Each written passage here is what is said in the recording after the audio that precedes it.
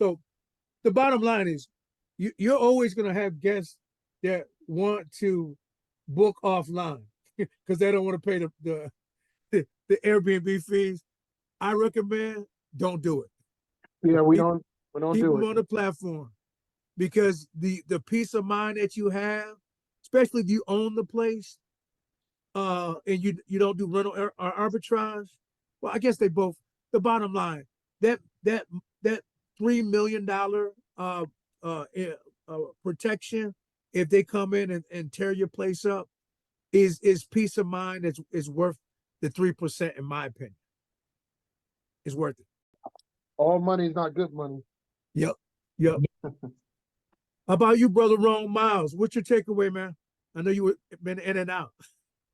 Yeah, Airbnb doesn't stop. I had to get off the phone, that Zoom, and take care of some stuff at the Airbnb with my co-host help.